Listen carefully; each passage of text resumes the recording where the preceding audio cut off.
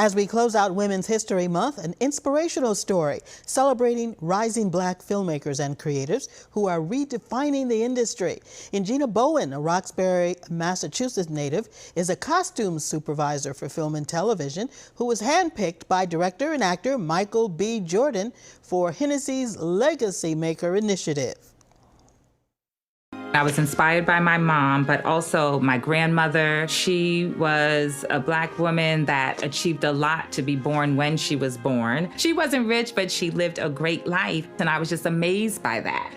There were always pictures around her home of our relatives. We had roots in the South, and some of our family had been enslaved. And when you see those photographs, though, you're like, how are they able to get from there to where they are now, where you're seeing them on vacation, you're seeing them riding horses, you're seeing them dressed in their Sunday best. That kind of makes me feel like if they've achieved that, then I have to keep building. Roxbury's own Ingina Bowen, thanks for joining us. How are you today? Good, thank you. Good morning. Thank you for having me. Good to see you. So tell us more about your path in the fashion industry that led you to work on blockbuster films like Creed 3. How did you get started?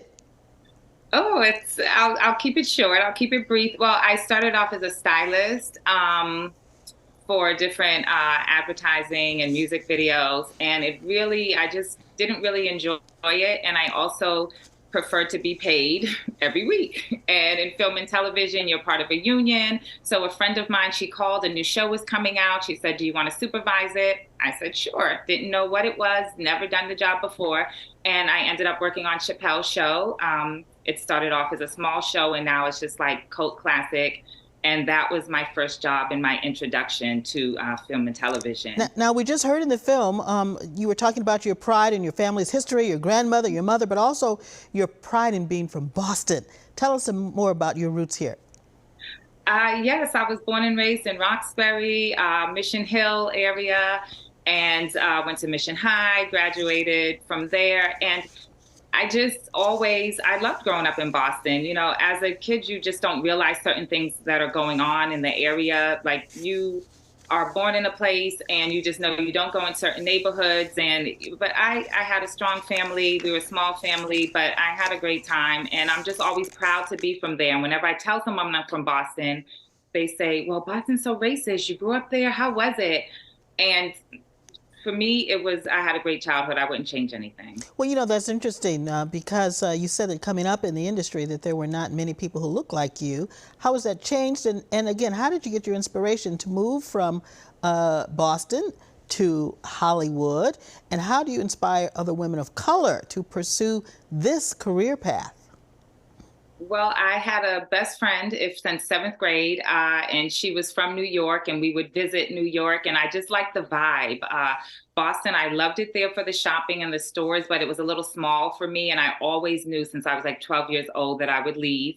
Are we talking about Filene's Basement, perhaps?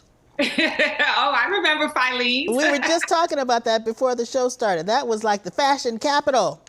Yes, Filene's Basement. Oh, yes, there were so many good stores, and I just really enjoyed it. And I loved shopping, but I didn't realize that fashion and retail were different things. So I left. I went to college in Atlanta, Georgia. I went to Spelman College. My 30-year reunion's coming up this year.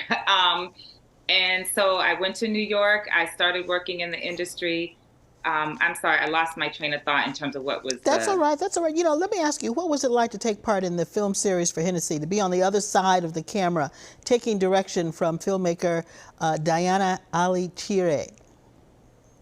It was amazing. As you can see, I'm behind the scenes. I've never been in front of the camera. This is probably my second time right now, and so it's a little nerve-wracking for me. It's out of my lane, but when I did it, they said, well, you should do it. You can inspire people, because that is a big thing of what I try to do. Like, I'm always looking to help people and to give advice. Like, a lot of people have reached out to me since working on the film, and they want to know my career path or what they can do, or they just want just a little bit of help of how they can navigate and get into this industry. So that was why I did it, the inspiration part and the being able to reach out to more people and to let them know that other positions exist. Like, I am not in front of the camera at all. There's so many positions that exist other than just acting or, directing, producing. Yeah. What was it like working on the set of Creed? Oh, it was amazing. It was amazing. I loved the franchise and I really wanted to work on Creed. So when the opportunity came my way, I said, yes, I'll do it. We shot in Atlanta. We did all the boxing pieces first. The designer, she is just really creative and amazing. So it was interesting to me to see what inspired her, in terms of making the costumes, especially for the boxing. Wow. So I loved it. I loved it. Thanks for sharing your story with us. It's just fascinating to hear your career path. And Gina Bowen, thanks for joining us. And everybody, Creed 3 is currently out in the theaters everywhere, and you can see the Hennessy Legacy Makers Initiative online. We'll link to it on our website on WCVB.com/Cityline.